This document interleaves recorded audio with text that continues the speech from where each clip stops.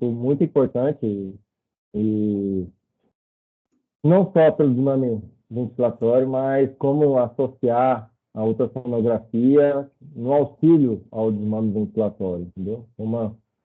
Como esse método, né, de imagem pode nos auxiliar aí no desmame mais seguro e rápido, né, do paciente crítico. Tá? Então, vou deixar, sem mais delongas, vou deixar para a nossa doutora Ana Júlia explicitar aí, beleza? Vai lá, Ana. Boa apresentação aí, tá? Obrigada. Oi, boa noite. Eu vou apresentar um artigo que fala sobre o desmame da ventilação mecânica e como a gente pode ter uma abordagem ultrassonográfica para ajudar a facilitar esse desmame da ventilação mecânica. O objetivo do estudo, assim, é uma abordagem, então, integrada na detecção de disfunções que potencialmente podem levar a uma falha do desmame ventilatório, né? Quando a gente pensa em desmame ventilatório, a gente tem que pensar que esse desmame ele está relacionado ao aumento da mortalidade do paciente, assim como aumento de dias de internamento em UTI e aumento de riscos associados, né? Como por exemplo, uma pneumonia associada à ventilação mecânica, uma PAV. Então, quanto mais precoce for o desmame ventilatório, menos riscos a gente oferece para o paciente e mais benefícios, na verdade, né, a gente proporciona para ele. Quando a gente pensa nisso, né, em desmame ventilatório, a gente tem que pensar em quais são os mecanismos fisiopatológicos que podem impactar no meu desmame. Então, a primeira coisa que a gente vê no paciente vai ser a avaliação clínica mesmo do meu paciente, né? Perdão, deixa eu colocar de novo aqui para apresentar que eu tirei. A avaliação clínica do meu paciente de forma... Perdão. De forma sistemática. Então, a primeira coisa que a gente vai ver vai ser se o paciente ele tem alguma contraindicação para alguma doença pulmonar, por exemplo, uma pneumonia que não foi resolvida, ou se ele está em edema agudo de pulmão, se ele tem alguma alteração de parede torácica, se ele tem algum grau de fraqueza muscular, que pacientes que ficam muito tempo em ventilação mecânica, eles tendem a apresentar fraqueza muscular por não usar muito essa musculatura mesmo, né? Ou se tem algum grau de comprometimento neurológico. Essa imagem aqui, ela não ficou muito nítida, né? O que está escrito nela, achei que ela ia ficar maior, mas ela diz assim, por exemplo, neurológico mesmo, paciente que está com ansiedade, ele faz taquicardia, ou ele é um paciente que tem algum grau neurológico que impeça a extubação, né? Que foi a última aula que a gente assistiu, ou o paciente que está com edema de glote, tem algum fator de risco ali associado, que nem a gente viu na UTI, inclusive, né? Os nossos últimos pacientes apresentaram aí uma reação, ou uma doença pulmonar importante, como edema agudo de pulmão, que nem eu falei, doenças cardíacas que possam alterar essa extubação, o paciente que já tem uma fração de C reduzida, ele tem uma chance menor de extubação, e como a gente vai ver no estudo, nem sempre vai ser a fração de ejeção que vai ser a dominante, né? Uma alteração de relaxamento, na verdade, ela acaba sendo mais importante até do que a fração de ejeção, a fração ventricular. E algumas outras alterações, né? Alteração renal, paciente que está urêmico, tudo isso é análise clínica do paciente, tá? Outra coisa que a gente tem que entender quando a gente pensa em desmame da ventilação é que a interação entre o coração, pulmão e diafragma, ele é uma interação contínua, né? E quando você tem um teste de TRE, ele vai ser um teste de estresse para o paciente, então, principalmente para o coração. Então, você às vezes tem ali um paciente que ele não é considerado um paciente C durante seu internamento, mas no teste de TRE, você acaba desencadeando ali, evidenciando uma disfunção diastólica que era desconhecida ao paciente. A gente vai entender mais ou menos mais para frente como que isso acontece. Então, durante o desmame da ventilação, esses órgãos eles vão ser testados, né? E esse desmame, esse TRE, ele vai levar a mudanças no padrão de pressão intratorácica. Quando a gente está em ventilação mecânica, a gente está ventilando por pressão positiva. E a pressão intratorácica, ela é uma pressão negativa, né, fisiologicamente falando. Então, quando você tem uma diminuição dessa pressão positiva intratorácica, você tem um aumento, assim, dessas pressões negativas, ou seja, você tem um aumento do retorno venoso, você tem toda uma alteração fisiológica associada. E esses processos, eles podem ser avaliados por ultrassom à beira-leito, e existem alguns preditores que vão nos dizer se essa extubação vai ou não ser bem sucedida. Uma das formas é a avaliação com ultrassom cardíaco, né, um eco mesmo. Então, que nem eu falei, né, esse distúrbio, esse desequilíbrio pressórico, ele vai fazer uma alteração aí pressórica intratorácica, e essa alteração, ela vai ser transmitida às câmaras cardíacas, né? Inclusive com o aumento do retorno venoso, que a gente vai ver que é bem importante aqui para a disfunção que a gente vai avaliar nesse estudo, que vai levar a uma condição de pré-carga aumentada, né, alterada. Então, como eu já dei um spoiler, o mais importante desse estudo não vai ser a função sistólica, vai ser a função diastólica. E falando em função diastólica, a gente vai ter, então, vamos tentar dar uma pincelada aí no que é a fisiologia da diástole, para a gente entender o que esse estudo está dizendo, né? Então, a diástole, ela é um relaxamento do miocárdio, que é um processo ativo, ele gasta ATP. Então, o paciente que ele está saindo de uma sepse, ou é um idoso consumido e tudo mais, ele já tem uma chance menor, né, dessa diástole ser completa, já é um coração mais doente e tudo mais, é um paciente que já tem a gente tem que prestar bastante atenção. E a diástole também vai ser relacionada a propriedades da parede, a estruturas adjacentes, que né, a gente falou, né, pulmão e diafragma, por exemplo, e a frequência cardíaca. É importante a frequência cardíaca, porque se você está com o coração com uma frequência muito alterada, ele não dá tempo de relaxar, né? Então, até mesmo na massagem, quando a gente está fazendo massagem, o mais importante é você permitir ali todo o retorno venoso, pensar nessas funções de relaxamento. Tudo isso interage ali com a função diastólica, tá? Ela também vai ser modulada por carga, que é o mais importante para a nossa discussão, inativação e não uniformidade. Eu vou falar mais da carga, que é o mais importante para a gente entender o estudo. Então, quando a gente fala em carga, a gente tem pré ou pós-carga, magnitude e ciclo cardíaco. A pré-carga, ela pode ser alta, que vai ser o que acontece no TRE, vai aumentar essa pré-carga de uma forma mais abrupta, e esse alto volume de enchimento, ele vai levar a altas pressões de enchimento, né? Um alto volume leva a altas pressões, e essas altas pressões podem acabar com uma estimulação simpática, que além de aumentar a frequência cardíaca, vai aumentar a afinidade do cálcio pela troponina e vai ter um relaxamento mais longo. E baixos volumes, né, uma pré-carga baixa, vai acabar também tendo uma estimulação simpática, com também aumento do débito cardíaco. Então, alterações de pré-carga, elas vão levar a alterações de relaxamento, tá? E a pós-carga, que seria a pressão exercida na parede ventricular, também leva a alterações de relaxamento, porque quando a pós-carga está muito alta, o fechamento, né, da válvula aórtica, ela é mais precoce, porque você alcança ali níveis de pressões, um equilíbrio de pressão mais rápido, né? Então, tem um fechamento mais precoce de válvula aórtica, aumentando a pressão intracavitária, e esse aumento ele vai ser transmitido para as outras câmeras, né? E vai ter um retardo aí de líquido acumulado, levando a uma alteração também na diástole, tá? Então, pré-carga aumentada ou diminuída e pós-carga aumentada, a gente vai ter alterações, então, no relaxamento cardíaco. Isso a gente tem que entender, eu vou pular um slide, depois eu volto.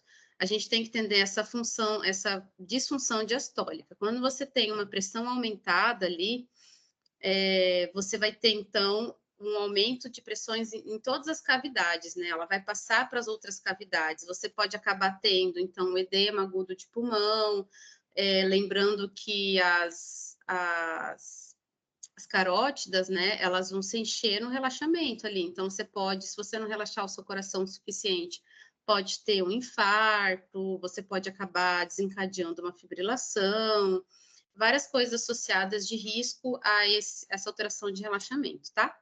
E quais são as fases? A fase vai ser importante para a gente entender os resultados do estudo.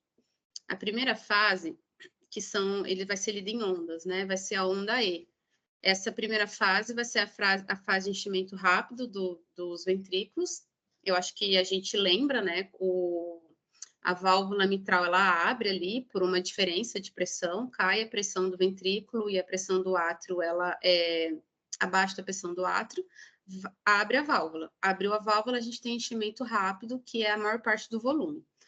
E essa vai ser lido como onda E, é um enchimento em grande volume e rápido. Aí tem uma fase de equilíbrio, que é onde as pressões entre átrio e ventrículo estão, sim, entrando em equilíbrio, é uma fase de platô, que é a fase de diástole, a gente não vai ler ela em onda, né? Então, tem uma onda apiculada, uma fase de platô. E a terceira fase é a sístole propriamente dita, que vai ser a onda A, e ela é responsável aí por 10 a 15% do volume diastólico final, então é uma onda menorzinha, que seriam essas ondas aqui, tá? Então, onda E, que seria, então, fase de enchimento rápido, o platô, que é a diástase, né, que é as pressões se equiparando, e a onda A, que seria essa onda da contração atrial mesmo, tá? Quando a gente fala em leitura dessas ondas, a gente pode tanto fazer uma leitura da pressão de enchimento, que é a linha E e a linha A, ou uma leitura do relaxamento do miocárdio, que são essa onda E', tá bom? Isso vai ser importante porque o estudo vai demonstrar, isso daqui é só para a gente ver como ele fica no eco mesmo, né? Essa imagem aqui de baixo, como a gente veria essas ondas no eco. Qual é a leitura, então? A gente tem baixas pressões de enchimento, a gente vai ter uma relação entre essas ondas, tá? O que a gente vai fazer agora é relacionar as ondas. Aqui eu dei até um exemplo, né? Por exemplo, a onda E, ela tem que ser uma onda mais apiculada e maior que a onda A. Se a onda E, ela está sendo mais lenta, provavelmente porque esse enchimento aqui, ele está sendo mais lentificado, tem algum padrão ali de restrição. Então, quando a gente tem baixas pressões de enchimento, E sobre A, que é a fase de enchimento rápido, sobre a fase da sístole mesmo, é igual a 1, e a onda E sobre E' é a onda de pressão de enchimento, e E' é a avaliação do relaxamento, é igual a 13. Esse achado é só para a gente saber que existe, ele não teve grande importância para o estudo.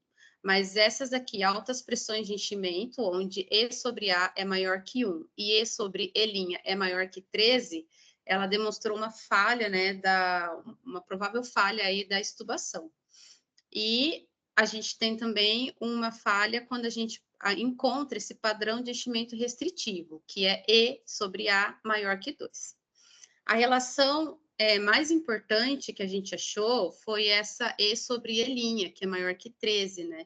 Então, a gente foi encontrado nesse estudo que o maior determinante para a gente prever uma falha de extubação é esse fase de relaxamento mesmo, não exatamente as pressões de enchimento, mas o relaxamento do miocárdio, tá? Outro achado importante foi que a gente pode ter alguns preditores de edema agudo de pulmão relacionado ao teste de respiração espontânea, que é chamada de Whipple. Então, quando a gente tem E sobre A maior que 0,95 ou E sobre E' maior que 8,5, no final do TRE, pode ser um preditor de que se a gente estubar esse paciente, ele faça um edema agudo de pulmão, ou que ele esteja a ponto de fazer. Então, esse foi o ultrassom cardíaco, assim, de uma forma mais simplista, né?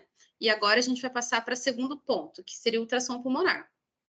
O ultrassom pulmonar, ele vai ser realizado em 12 regiões, 6 por hemitórax, e a pontuação vai ser quando a gente soma a pontuação de cada campo, tá?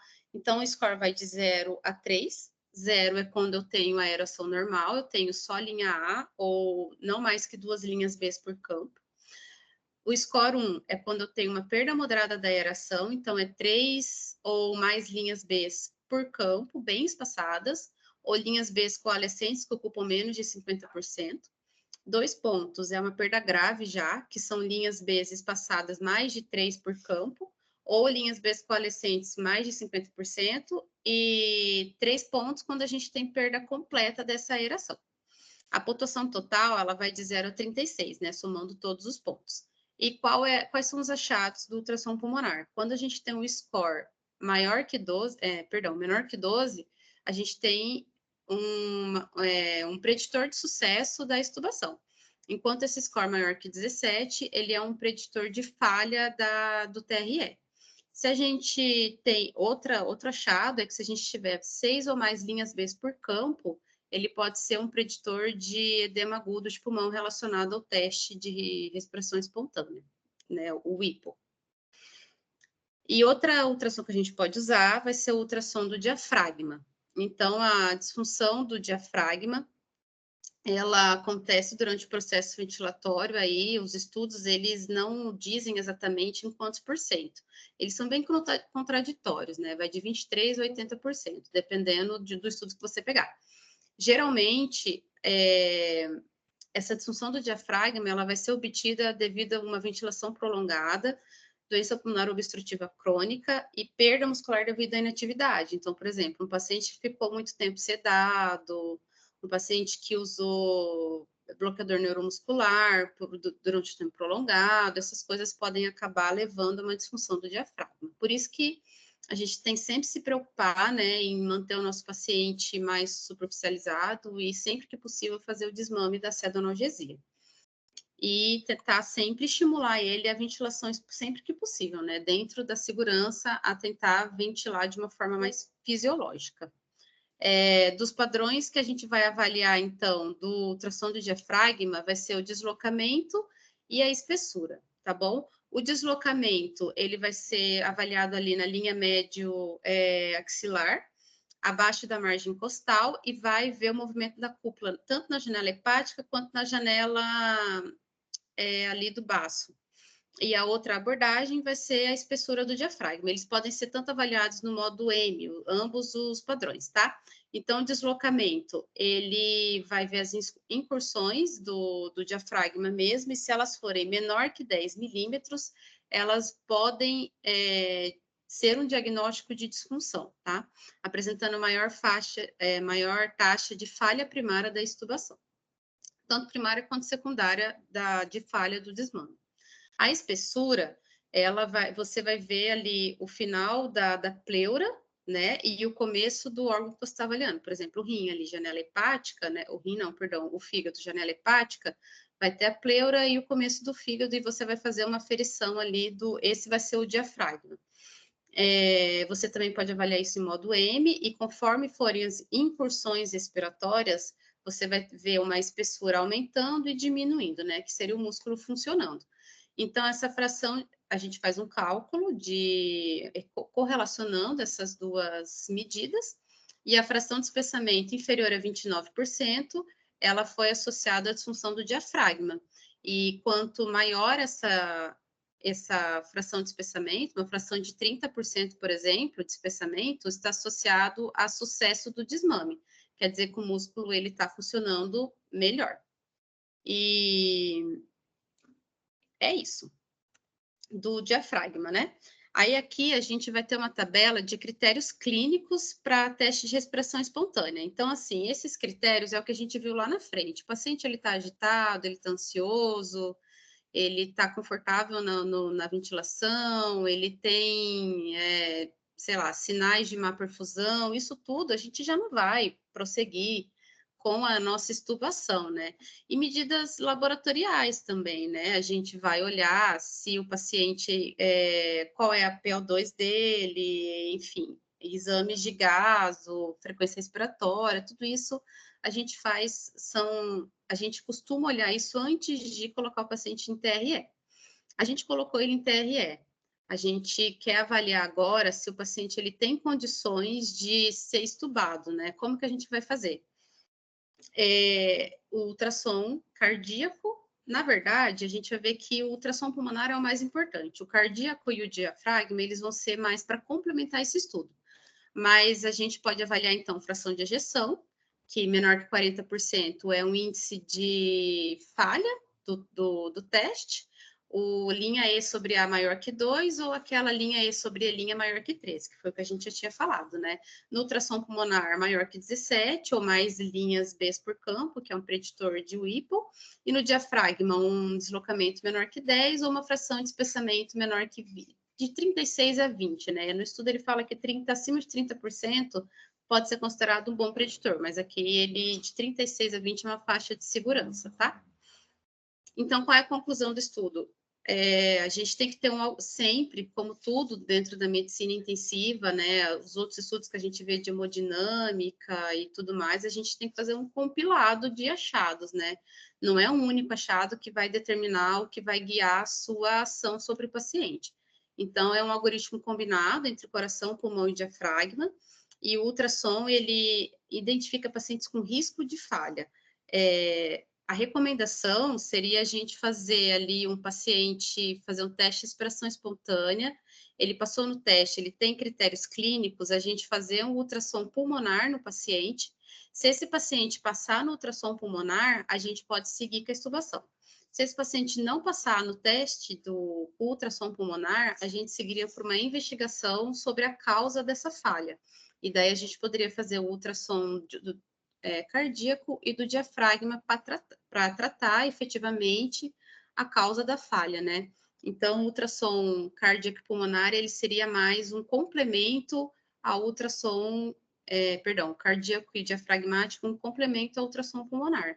Tudo isso a gente vê na prática nossa ali dentro da UTI, que é bem importante, né? Hoje mesmo a gente teve 2 falhas, se não me engano, né? Foram 2 falhas de extubação, que tiveram que voltar para o tubo, e volta e meia a gente vê isso acontecendo, mesmo que o paciente tenha passado no teste de expressão espontânea, mesmo que o paciente ele tenha critérios clínicos para a extubação, o ultrassom ele vem para deixar essa avaliação mais refinada. Era isso. Se alguém tiver alguma dúvida, esse é o momento.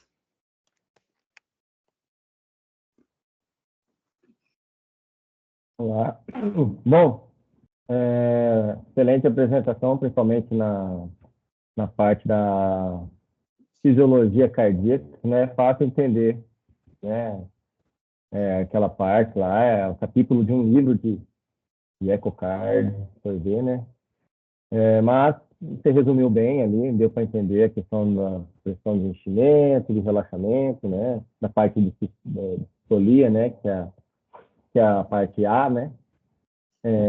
Da curva. Geralmente a gente faz ali, pode fazer com Doppler tanto pulsado quanto Doppler tecidual, né? É lógico, a gente falando assim, né? Às vezes para alguns parece ser grego, né? Mas também a gente tem que ter uma bela base ali da ultrassonografia, da ecocardiografia, né?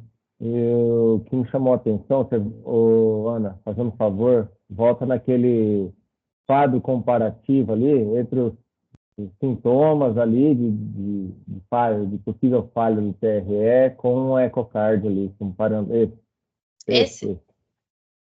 esse. Bom, eu acho que tem que, por todos que estão aqui, né, tem que ser gravado e principalmente a tabela ali da esquerda, viu? A gente começa ali com teste de respiração espontânea, ali tá comparando para os mínimos, né? A gente percebe uma certa estabilidade do paciente, né? Às vezes está reduzindo droga vasoativa, voltou a urinar, laboratoriais estão ficando mais estáveis, mas a gente inicia a TRE é aquilo que já foi até explicado pela Ana. Vai mudando a fisiologia. Você está com uma pressão positiva, está com uma PIP. Alguns profissionais podem se utilizar no TRE acoplado à ventilação com uma PIP zero. Isso muda bastante a fisiologia. Isso que você tira a pressão positiva e acaba sobrecarregando aquele sistema, né, de bombas ali, de vasos de bombas, né? E um paciente que já tem uma predisposição, já tem uma alteração de relaxamento prévio, eu até diria que tem uma crítica a esse artigo, que a gente não pode se embasar somente na alteração de relaxamento, tá? A gente tem que levar em consideração também a nossa função sistólica ali ventricular, né? Tem que ser levado em consideração, né, a fração de ejeção, porque é assim, se o paciente, por exemplo, está com uma dobutamina, por exemplo, ou já utilizou uma dopamina, está internado com uma insuficiência cardíaca congestiva, está num pós-operatório aí de uma cirurgia cardíaca, entendeu? Um pós-operatório aí que acabou evoluindo com uma CIS, uma sepsis, todos essas patologias podem levar a uma disfunção, nem que seja temporária, ventricular. Então, acho que ele pecou nessa questão de ele restringir muito a alteração de relaxamento. Mas beleza, né? Também é importantíssimo, é um dado que até comentei um dia desse na nossa UTI, que é até marginalizado, né? A gente avaliar a alteração de relaxamento, tá? Que a gente só fica focando ali na fração de ejeção, né? Mas, às vezes, até na descrição dos laudos dos ecocardiogramas, a gente sempre vai ter lá, a maioria dos casos, vai ver alteração de relaxamento, função diastólica grau leve, entendeu? Grau médio, enfim, né? O fato é que esses sintomas têm que ser bem identificados, né? Então, por isso que é uma informação, é uma frase que costuma dizer, né, que a medicina intensiva é a especialidade do banquinho. Por quê? Você faz as modificações, você faz uma conduta, uma intervenção no paciente. Muitas vezes a pessoa dá meia volta e vaza, né? Você fez ali, beleza, acho que vai se resolver. Ah, resolvi. Não, né? Esse é um dos eventos, né? Se você coloca o TRE, você muda a fisiologia cardiovascular de uma hora para outra, assim, sobrecarrega, né? Como já citado, podendo causar até alterações pulmonares, né? Um edema agudo do pulmão pode ocorrer, por que não? A telectasia, né, se você reduz muito a pressão de suporte, você pode causar telectasia pulmonar também, né? Então, todas essas alterações de pressão intrapulmonar, elas são importantes, né, para o paciente. Hoje, que nem desculpa interromper, mas o doutor estava falando e eu lembrei. Eu fui pedir ajuda para o cardio sobre a apresentação dele. Falou para mim que realmente, assim, essas frações de relaxamento, elas são subdiagnosticadas e o quanto que ele vê que isso é importante na prática, né? O paciente, ele fica com uma IC de fração preservada e como se isso fosse muito melhor do que a IC de fração reduzida, e no fundo não é. Tem alguns estudos até recentes, assim, que demonstram que a mortalidade do paciente com disfunção diastólica, mesmo com fração de ejeção preservada, pode ser maior do que a fração de ejeção reduzida. Talvez por tratamento, né? Às vezes, aderência ao tratamento e tudo mais, mas é tão importante quanto, né? Então, a gente ficar olhando só a fração de ejeção realmente não... Hoje não faz mais tanto sentido, né? Você tem que olhar mais um global. Certeza, né? Realmente, a gente tem que levar em conta, né? Principalmente ali no lado do eco. Nossa, fração de ejeção, né? 50%, 60%. Daí tem uma alteração de relaxamento, uma função diastônica ali bem reduzida, né? Uma pressão de enchimento bem restrita, que restringe, né? Uma diástole adequada, né? E acaba que no volume sistólico acaba reduzindo, né? De certa forma, né? Tanto que ali o volume sistólico é 10 a 15% do volume diastólico. Com consequência, né? O que é débito cardíaco, né? Volume sistólico vezes frequência cardíaca. Pode. Então, aí já vê essa relação, já vê a importância da gente ficar atento ali à alteração, ali, às pressões de enchimento e alteração de relaxamento. Tá? Então, voltando aqui nos critérios clínicos, né? Falha do TRE, a gente observar ali bastante a avaliação clínica, principalmente a ali os critérios, parâmetros de avaliação clínica, né? O que mais a gente vê, né? Agitação, ansiedade, sudorese, não sei se está aqui.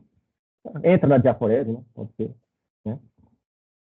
Cianose é quando um estágio ali que você deixa o paciente mesmo, você vira a sócia e larga a mão, né? Para chegar a cianose, é que já tem uma saturação um pouco mais, né, mais baixa mesmo, né? Para chegar em cianose. Atividade muscular acessória, a gente costuma observar também. Quando você vai ver, deixa lá em TRE, pô, sai ali 5 minutos que seja. A gente já está lá, a frequência respiratória lá de 30, 35, né? Fazendo todo aquele esforço, né? Levando a lesão pulmonar, né? A PFIL, mas isso é só um tema para outra aula. Tá? E também as condições clínicas, que eu até já antecipei aqui, né? Frequência respiratória, frequência cardíaca elevada, fica mais hipertenso, provavelmente isso que aconteceu com o Enéas, e a gente estava, nosso paciente lá, uma das falhas da intubação, que ele faz bastante isso, né? Fez, né? Fez um estridor aí laríngeo, infelizmente na madrugada, logicamente sempre na madrugada. E, logicamente, ter associado a isso, após os ajustes adequados, deixa o paciente descansar com mais calma, você já pega o ultrassom ali e já pode verificar todos esses outros critérios que são mais na tabela à direita aqui, né? Eu diria que são aulas, temas a serem apresentados até de maneira separada, tanto parâmetros cardiológicos, pulmonares e diafragma. Esse fração de, né, testamento, né, diafragmático e fração de testamento, diafragmático e deslocamento são temas mais novos, sabe, recentes, inclusive em grandes centros, até aqui no Brasil mesmo, né, Albert Einstein, Sírio-Libanês, até nos congressos que a gente frequenta, quem apresenta essa aula não é, a maioria dessas aulas com essa temática não é médico, ali é fisioterapeuta. Ou seja, o fisioterapeuta está apto, faz treinamento para identificar essa fração, testamento e deslocamento diafragmático. Você tem uma ideia, né? Então, é tema de uma aula à parte, mas são critérios assim, bem importantes, específicos mesmo, que a gente tem que, né, associar com os outros. Mas eu quis enfatizar ali, principalmente, o critério clínico, que é o que a gente vê, que a gente identifica, o que a gente vê o paciente. Tem que colocar a mão no paciente, ver, não focar, não ficar injetando só em números, né? Esse é o recado que eu quis dar, né, voltando nessa tabelinha aí, para falar tudo que eu falei aqui. Sei lá, falei uns 15 minutos aqui. Mas acho que é isso, acho que é isso que tem que ficar na nossa cabeça. No mais, acho que é isso. Temos que usar mais a nossa prática, né, principalmente nas intubações. Lógico, o TRE tem outros critérios que a gente utiliza, né? É uma aula também à parte, a gente utiliza ali outros parâmetros, o Cuff teste, né? Para avaliar uma possível edema de glote, um possível edema ali que possa levar ao estridor laríngeo, que aconteceu em um dos nossos pacientes. E também, né, o índice de Tobin, que a gente pode utilizar, né, além de outros vários critérios aí. Mas, assim, a gente superficializou essa parte para dar ênfase na associação da avaliação ultrassonográfica aí, tá bom? Acho que é isso. Mais alguma dúvida? Mais alguma coisa, Ana? Alguma consideração aí? Pediu a filha para os universitários, né? Para os cardiologistas, né? Mas é isso, tá certo, tá certo. Gostei que você foi atrás, até colocou os gráficos ali do Doppler pulsado ali. para a gente ver Essa parte foi bem complicada, assim. Eu achei o mais difícil foi o ultrassom cardíaco, mas depois que você entende a fisiologia, né, da ventilação alterando a hemodinâmica, que isso é uma coisa bem básica. Se a gente vai estudar ventilação mecânica, a gente tem que entender isso também. Aí acabou sendo bem interessante, assim. Mas eu pedi ajuda do cardio mesmo, que eu não estava entendendo. Fui atrás do especialista. Tá certo. Não, tá certo. Uma ótima iniciativa essa, inclusive, tá? Ótimo, parabéns. E acho que é isso, tem que ter essa interdisciplinaridade mesmo, tá? Tem que conversar, né, com os médicos assistentes, às vezes eles não querem conversar com a gente, fica com medo da gente, né? Mas é isso aí, alguém dos participantes aí querem perguntar algo, ficaram com alguma dúvida na apresentação? Alguém quer falar alguma coisa? Não fiquei com vergonha, viu? Não vai perder nota, coisa do tipo, não, os residentes aí, tá? Tá bom? Tem nenhuma pergunta? Pergunta não tem, não. Achei complexo, viu? Confesso. Principalmente a parte cardíaca, né? Não é fácil, Exatamente. não. Não. Cara, essa questão Inclusive, acho que é uma das partes mais difíceis, tanto ultrassonograficamente falando, quanto a análise dele, né? Você fazer a parte com certeza. diastólica, avaliar a parte diastólica, né? A função diastólica. Né? Quer falar alguma coisa, Samuel? Alguma consideração aí? Não, pelo contrário, só ia parabenizar a Ana. Assunto complexo, assim, para em 2, 3 dias montar uma aula tão boa. Parabéns. Sei. É o Obrigada. teste. É o teste para ver se ela consegue desenrolar aí em pouco Vários tempo e testes. conseguiu. É isso Teste aí. de pressão, né? Meu Deus. Por isso que eu, assim, principalmente a fisiologia, é o que eu falo. Se eu não souber fisiologia, às vezes, cara, eu não entendo uma coisa, eu volto para o Guyton. Volto para o segundo ano lá mesmo. Tem o Guyton atualizado. Tem o CDF, inclusive. Volto lá e vejo. Sem crise nenhuma, porque tudo na medicina intensiva nossas condutas, né, principalmente, são tratamentos, são a base é a fisiologia. Né? Bom, acho que é isso aí, já que ninguém vai dizer mais nada. Vamos finalizar aí a apresentação. Parabéns novamente, Ian, tá bom? Na apresentação. E vamos aí finalizando. Boa noite a todos aí, aos que compareceram. É isso aí. Tamo junto, até a próxima aí, beleza? Tchau. Até mais, gente. Valeu.